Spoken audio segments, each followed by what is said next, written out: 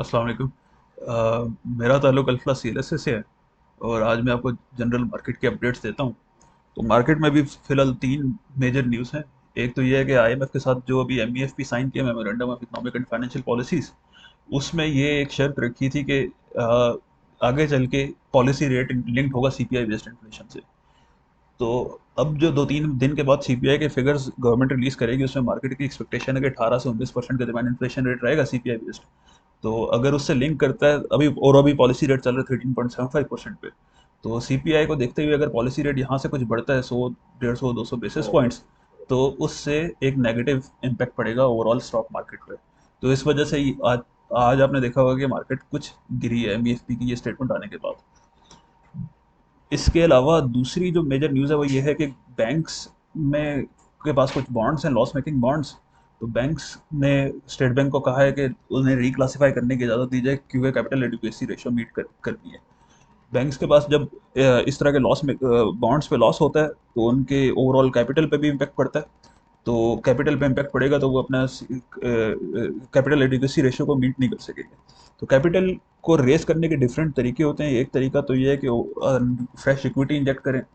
दूसरा तरीका ये है कि अगर इक्विटी इंजेक्ट नहीं करते तो जो प्रॉफिट हो रहा है उस प्रॉफिट को डिस्ट्रीब्यूट ना करें, उस प्रॉफिट को रिटेन करके बैंक्स ओवरऑल इक्विटी बढ़ाएं। तो बैंक्स तो एक पॉसिबिलिटी ये भी है कि अगर ये रिक्लासिफाई करते हैं बॉन्ड्स को, तो इक्विटी को बढ़ाने के लिए बैंक्स हो सकता है अपनी अर्निंग्स को रिटेन करें और डिविडेंड्स कम दें। तो कुछ इन्वेस्टर्स ऐसे हैं जिन्होंने डिविडेंड यील्ड के लिए ये बैंक्स के स्टॉक्स खरीदे थे। तो अगर डिविडेंड्स नहीं मिलेंगे तो वो उन्हें उनसे कोई खास डिविडेंड यील्ड मिलेगी नहीं। तो इस वजह से bank overall commercial banking sector जो है पूरा वो आज नेगेटिव इम्पैक्ट पड़ा है उस पर। तीसरी मेजर न्यूज़ ये है कि अफगान गवर्नमेंट ने सीमेंट कोल की एक्सपोर्ट पे एक्सपोर्ट ड्यूटी बढ़ा दी है और एक मिनिमम प्राइस सेट की है कोल एक्सपोर्ट की। तो पहले जो मिनिमम प्राइस थी वो $90 सेट की हुई थी पर टन ऑफ कोल। अब उन्होंने मिनिमम प्राइस बढ़ा दिया टू $200 पर टन ऑफ कोल। तो एक्सपोर्ट ड्यूटी उसका 30% होता है, तो पहले एक्सपोर्ट ड्यूटी बनती थी अराउंड $27 पर टन ऑफ कोल। अब वो एक्सपोर्ट ड्यूटी बढ़ जाएगी टू अराउंड $60 पर टन ऑफ कोल। और इसके अलावा जो माइंस हैं, कोल माइंस, वो पहले भी $90 मिनिमम प्राइस पे सेल नहीं कर रही थी, $90 पे सेल नहीं कर रही थी।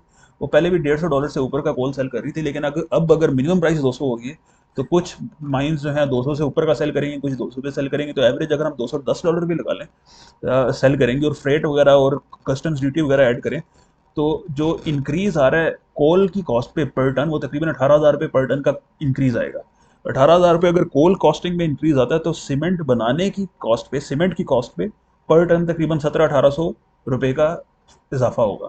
और अगर 1700-1800 रुपये का इजाफा होगा, सेल्स टैक्स वगैरह, अगर मैन्युफैक्चरर्स ये कहते हैं कि ये सब कॉस्ट को पास ऑन करेंगे, तो सेल्स टैक्स वगैरह अगर 17% हम उस पर लगा लें, तो यहाँ से सीमेंट की फी बोरी में 103 रुपये का इजाफा होने का काफ़ी चांसेस है। जब इनके अभी की कोल इन्वेंट्री जो इनके पास पड़ी है वो कम होगी, जो नया कोल जब आना स्टार्ट होगा, तो उसके बाद सीमेंट की बोरी यहाँ से 103 रुपये फी बैग इंक्रीज होगी। अगर उस वक्त तक कोयले की आलमी मार्केट में कीमतें गिरेंगी नहीं, ना गिरी तो यहाँ से कीमतें और बढ़ जाएंगी। लेकिन अगर सीमेंट मैन्युफैक्चरर्स ये कॉस्ट में जो इंक्रीज आ रहा है अगर फर्दर पास ऑन नहीं करते, तो उनकी अपनी प्रॉफिटेबिलिटी पे अच्छा खासा इम्पैक्ट पड़ता है।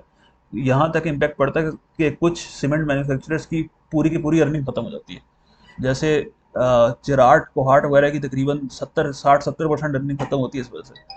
तो इसलिए बहुत कम प्रोबेबिलिटी है कि वो अपनी कॉस्ट को पास ऑन नहीं करेंगे। तो ये ही चांस है कि यहाँ से सीमेंट की बोरी रफली 100-125 रुपये और बढ़ जाएगी जब करंट इन्वेंट्री कम होगी। तो ये तीन मेजर न्यूज़ थी जिसकी वजह से आज मार्केट काफ़ी प्रेशर में है। Thank you.